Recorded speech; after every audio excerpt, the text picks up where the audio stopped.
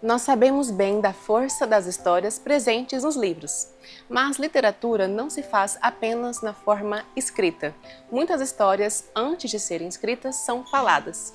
E depois de ganharem o mundo por meio das lendas, dos conselhos, das conversas, viram tradição. Pronto para escutar essa história?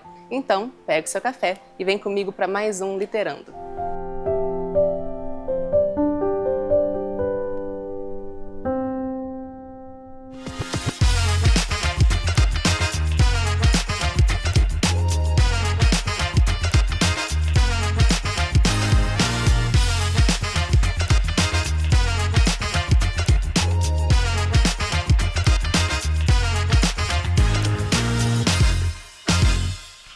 Oralidade. Segundo o dicionário, a qualidade daquilo que é falado. Uma parte fundamental daquilo que se entende por literatura oral. A literatura, dependendo da definição que você faz da literatura, ela pode ser a literatura da voz, né? A literatura falada diante do interlocutor ou de uma plateia de ouvintes, né? Portanto, ela é uma arte verbal que pode ser falada ou escrita.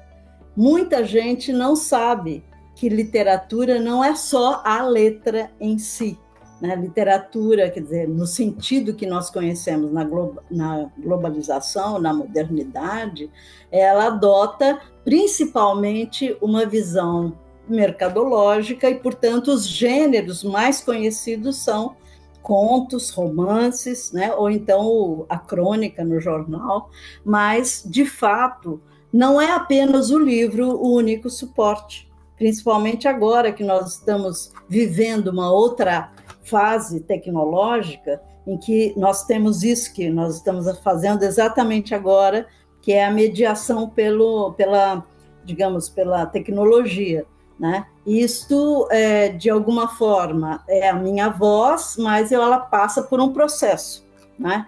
A literatura oral, em princípio, ela pode ter o registro, né, remoto, mas, na verdade, ela acontece em performance, em presença. É essa a ideia da literatura oral, né, que tem o seu interlocutor e o emissor no mesmo lugar, e, portanto, ela é feita também do corpo, da voz e da performance, a maneira como se conta uma história, a maneira como se canta uma história, pode ser cantada também, claro, ou a brincadeira que envolve uma série de outras artes que não apenas a arte verbal. A tradição de usar imagens, sons e gestos para construir narrativas nasce na pré-história. Muitos acreditam que a arte rupestre pode ter sido uma forma, um meio de contar histórias para um grupo.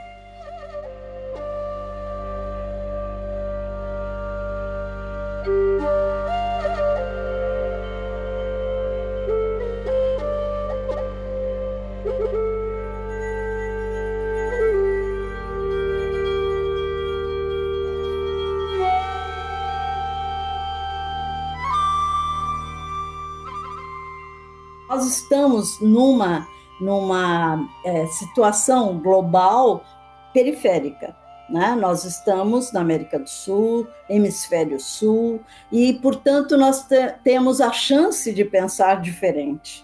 E esse pensar diferente, para mim, se vincula às culturas originárias, ancestrais, aqui mesmo, né? No Abya-Yala, né? Nessa América que é vista pelos indígenas como um lugar especial, né? E que é feito também de conhecimentos e de culturas diferenciadas. Eu acho que é importante que nós pensemos que existem, digamos, humanidades diferenciadas de nós e, portanto, nós precisamos conhecê-los melhor, né?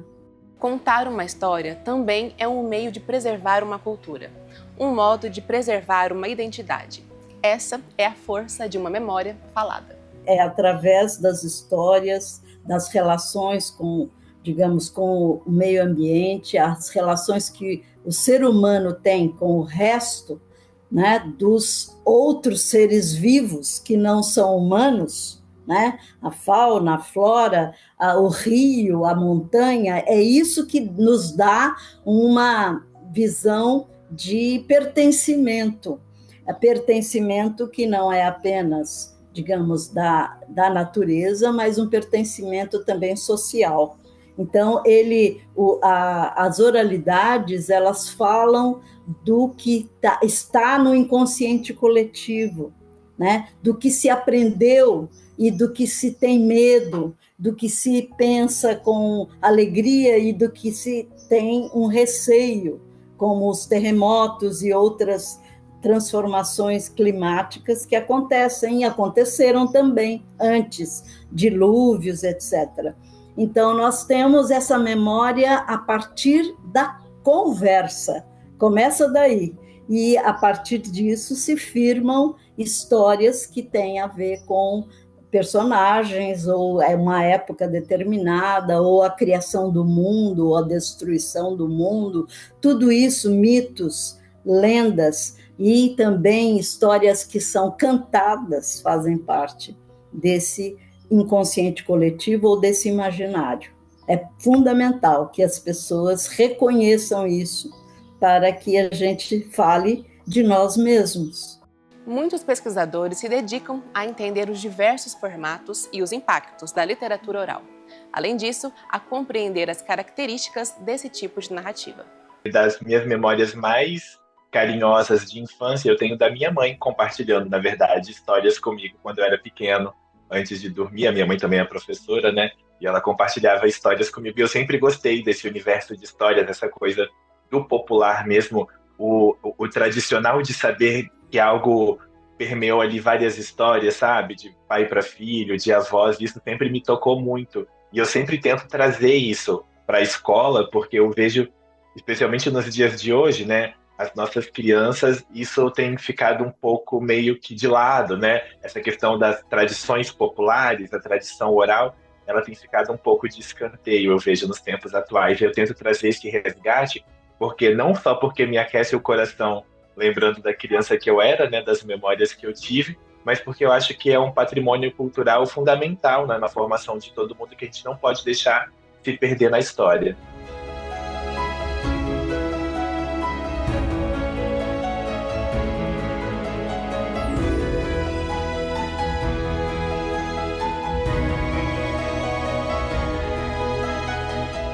O projeto da premiação, né, o projeto Como Diz o Outro, ele surgiu meio num atravessamento poético nosso de sala de aula. Ele não estava nos planejamentos para o ano passado, era um outro projeto que eu ia trabalhar de contos das Mil e Uma Noites, do universo de Sherazade. E aí, numa conversa com uma grande escritora, pesquisadora também das tradições populares, Gabriela Romeu, a gente tinha lido uma obra dela, Irmãs de Chuva, que traz muito disso da cultura popular, mas aí mais voltado para a questão do Nordeste.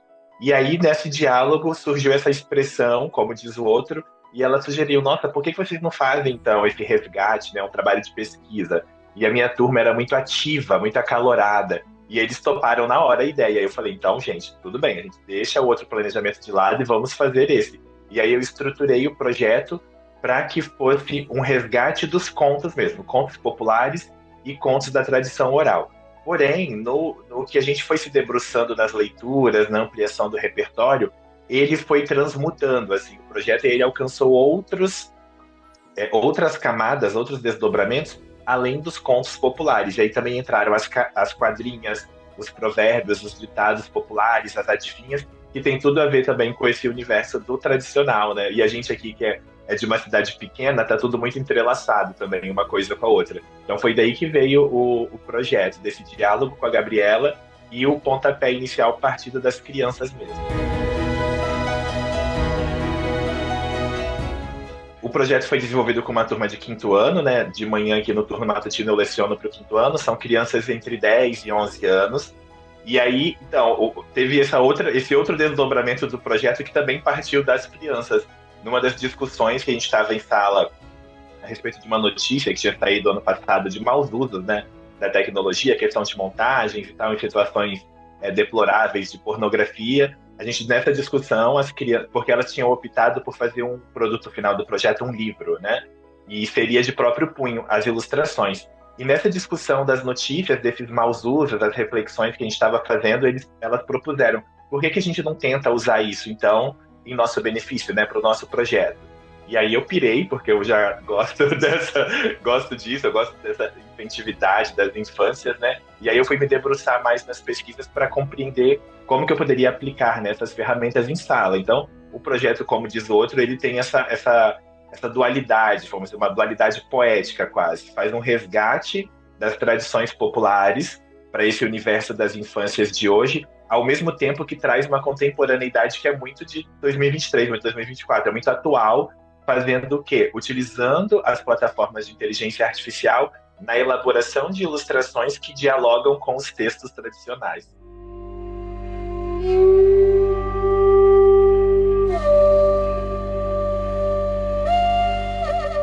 Nós não temos dúvidas sobre a riqueza e a pluralidade da cultura popular no Brasil, e é claro que isso não é diferente quando se trata das lendas que formam o nosso imaginário.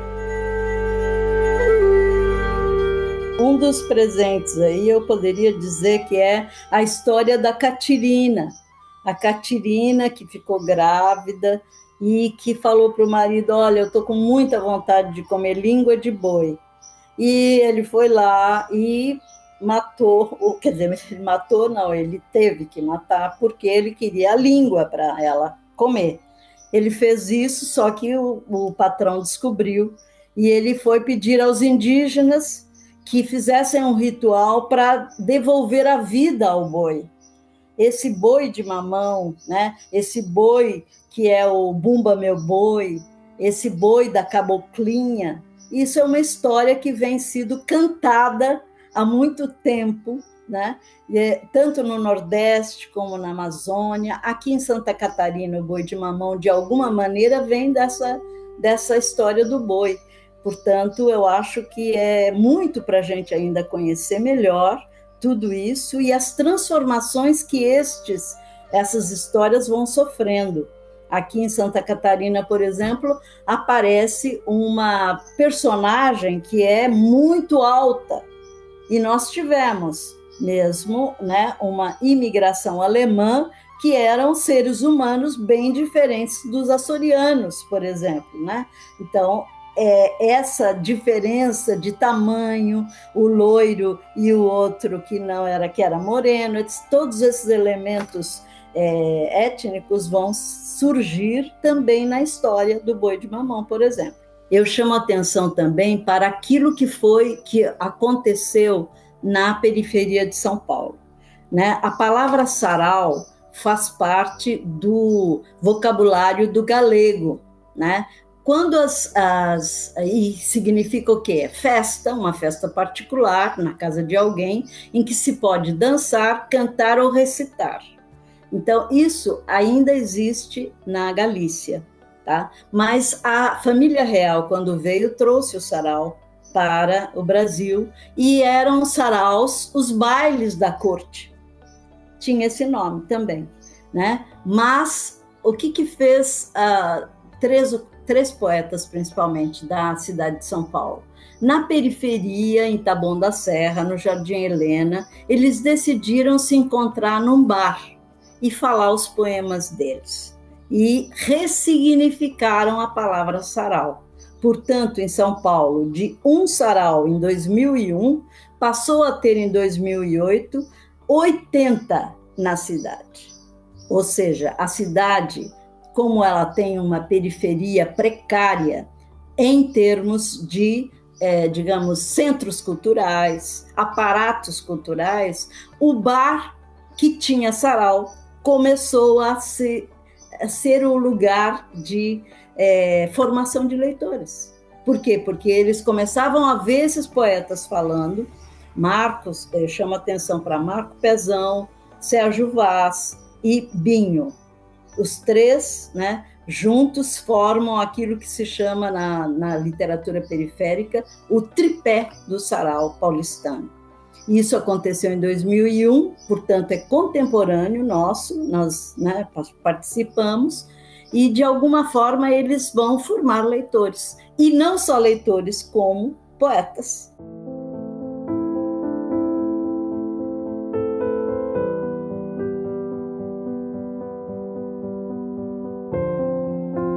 a experiência foi fantástica, porque eu fico até emocionado em falar sobre, porque foi possível perceber no desenrolar do projeto a mutação, vamos dizer assim, que as crianças sofreram, porque elas já tinham um repertório, uma bagagem bacana de leitura, que a gente já estava estruturando, porém, a partir desses desdobramentos do projeto, como teve a participação ativa mesmo delas, desde a escolha do recorte, elas estavam muito engajadas e elas se tornaram mediadoras de leitura, que era o que eu achava mais lindo, porque nós chegamos a fazer trabalhos com turmas menores de segundo ano, crianças ali dos 7, 8 anos, em que os meus alunos de quinto ano faziam o trabalho que eu fazia com eles faziam com os pequenos, de mediação de leitura, de manuseio do livro, de ver a estrutura e repensar essa questão de fluência leitora.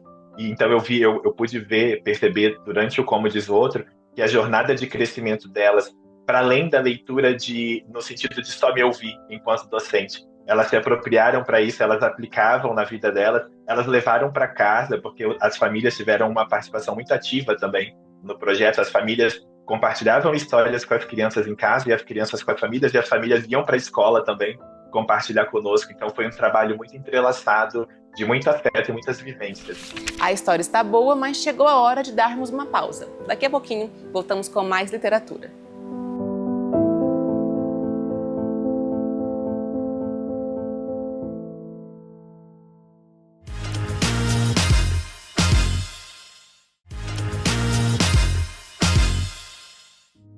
Não há maior agonia do que carregar uma história não contada dentro de você. Maya Angelou. Como já vimos, a contação de histórias é uma forma de transmitir conhecimento por meio da palavra falada, mas elas também são uma ferramenta para a educação e para a criatividade. Elas foram crescendo, crescendo e foi crescendo com a eu nasci para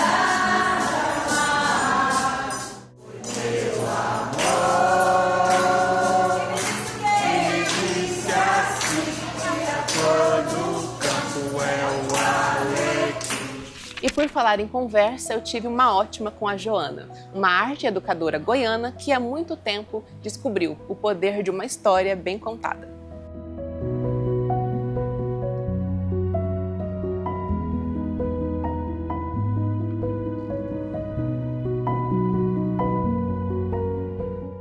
O contador de histórias, ele é um encantador das memórias, das possibilidades. Eu costumo dizer que ele é o artesão das possibilidades criativas. Porque o contador de história, quando ele começa a contar uma história, ele provoca a imaginação e a criatividade dele e de quem está escutando. Então, o contador de história, ele é tão importante quanto comermos arroz com feijão. Quanto nos alimentarmos, porque o alimento das verduras, das frutas, das proteínas, alimenta o nosso corpo. E o contador alimenta a nossa alma.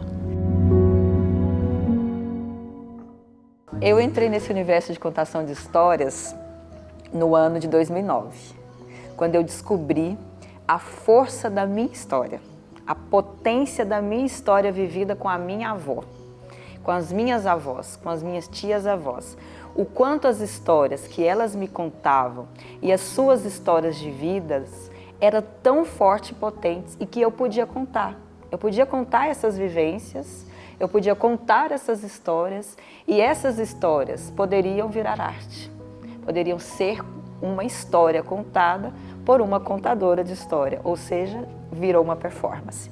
Então eu descobri isso aqui na Universidade Federal de Goiás, por meio de um curso que eu fiz de contadora de história com o Guaia. E nessa imersão de contação de história e fazendo letras na época, eu vi que a literatura, não só da escrita, né, não só dos autores consagrados, era tão importante quanto a minha história também, as histórias das minhas avós, que não tinham nunca sido contadas em nenhum livro e nem por ninguém. As histórias das minhas tias-avós, toda essa vivência minha na infância. E daí eu comecei a performar e a contar essas histórias para as pessoas e virou um espetáculo e virou um grupo que em 2014 nós formamos o grupo de contadores de história que se chama Narratividade, que é o grupo que eu coordeno. Habilidades tais surgidas na urgência da multiplicação dos choros infantis renitentes, de resignação de mulher marideira, a reinação absoluta da felicidade em família. Assim se fez Ana, e assim foi como vó Ana.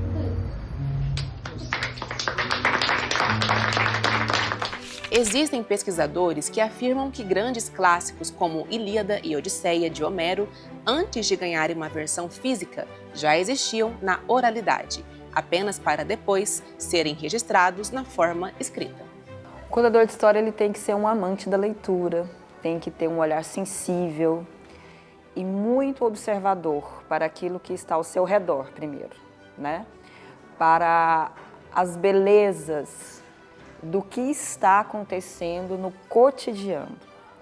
A partir disso, tendo essa sensibilidade aguçada, se abrindo a esse universo de possibilidades criativas, de observação, aí o contador de história consegue adentrar em qualquer literatura, em qualquer universo escrito e transformar isso na fala, e transformar isso em asas para ser voadas, e transformar isso em possibilidades inalcançáveis. Porque a partir do momento que a gente conta uma história, a gente não tem condições de saber como que essa história foi ali, né, sugada por quem está escutando. Então, essa sensibilidade do contador de história, de adentrar no universo, primeiro do seu mundo, né, do seu mundo vivido, né, do seu mundo, e depois no mundo da escrita. Então, eu sempre digo que o contador de história, ele precisa navegar no seu mundo interno para ir para esse mundo externo, que seria o da escrita. E aí Paulo Freire nos diz muito isso, né? O mundo, esse mundo vivido para o mundo da escrita. Primeiro esse mundo vivido, esse mundo da vivência, para depois o mundo da palavra. Cada contador de história tem sua marca, tem sua forma de contar aquela história. Tem muitos contadores que usam objetos, outros usam cantigas, outro usa cantiga e algum tipo de instrumento.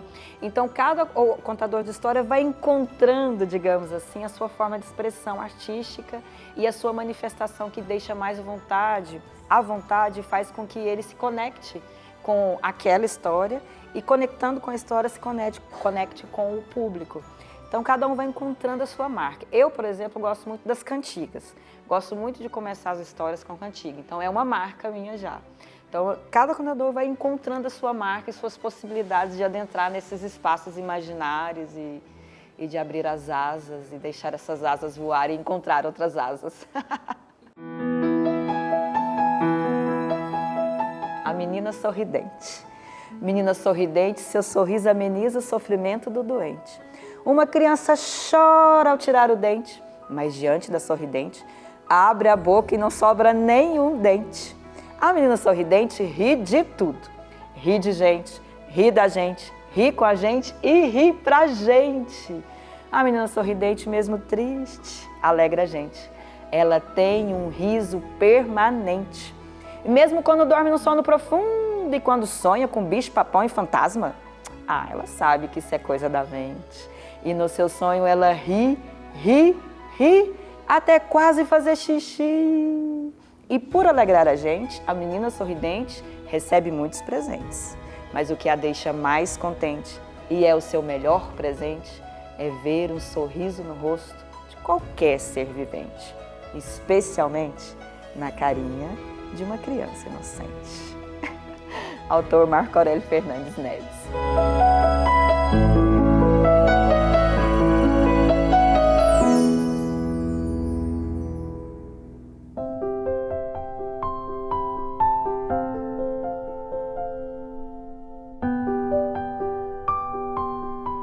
Eu já tive casos, por exemplo, de a gente fazer um projeto em bairros distantes aqui do grande centro da cidade de Goiânia, em que nós tínhamos crianças de 5 anos, 6 anos que não tinham acesso a livros. E nós estávamos ali com uma banquinha contando história e com livros à disposição. E depois aquelas crianças quererem ficar com o livro e poderiam levar para casa e começaram a ficar curiosos e pedir na escola livros para poder ler, pedir a biblioteca para serem aberta, para que eles pudessem explorar esse universo, né? Tivemos a oportunidade de fazer um projeto com jovens, onde por meio da poesia falada, contada, das experiências nossas internas, que isso virou poesia como essa da Menina Sorridente e outras poesias que nós fomos fazendo por meio da escrita criativa, de adolescentes falar, nossa, eu tenho uma história com a minha avó. E de conseguir escrever isso, de ir atrás, por exemplo, de livro de Cora Coralina, que se aproximava à avó na sua forma de vivência, e isso despertar um lado muito importante e muito gostoso para a leitura. E de pessoas vividas também. Pessoas vividas que eu falo são pessoas acima de 60 anos. Que são pessoas que eu trabalho, a gente tem um grupo com várias idosas, e essas idosas que tinham suas histórias guardadas, a gente faz um trabalho para que elas possam contar as suas histórias, essas histórias viram espetáculos, e elas começam a perceber que as suas histórias são tão importantes quanto de Cora Coralina. E começam a ter curiosidade em visitar esses livros. Então, por isso que eu defendo muito essas vivências da contação de história, por meio, né, de projetos e de desafios, de desafiar a criança, o jovem e os adultos, a despertarem essa curiosidade por meio da contação, porque é possível acontecer justamente isso, esse despertar da oralidade para a escrita.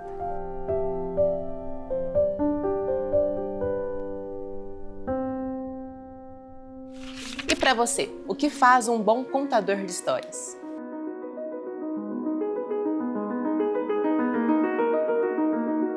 Literatura é isso, ela nos alimenta e nos dá possibilidades de criações. Então a literatura, junto com a contação de história, ela é tão importante para criar e trazer essas possibilidades de criações, de que todos nós somos e podemos fazer arte, somos criadores de arte, assim como as crianças, que as crianças, elas naturalmente são criadoras. Elas têm a imaginação e são tão abertas às possibilidades criativas, e de uma folha vira um pássaro e dali a mente vai. E nós, infelizmente, vamos ficando tão, distante dessas possibilidades criativas, mas a literatura, ela vem e nos fala, opa, alto lá. Você pode, vamos lá, vamos juntos? E aí quando você começa a ler, ou você ouve uma história, ou você ouve uma música, você começa a se conectar com o seu interior, você desperta esses sorrisos internos e que acabam vindo para o externo, externalizando mesmo na face.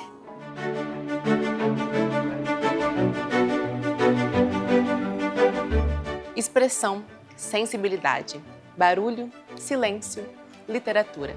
Seja na fala ou na escrita, essa é a força da palavra. Até o próximo Literando.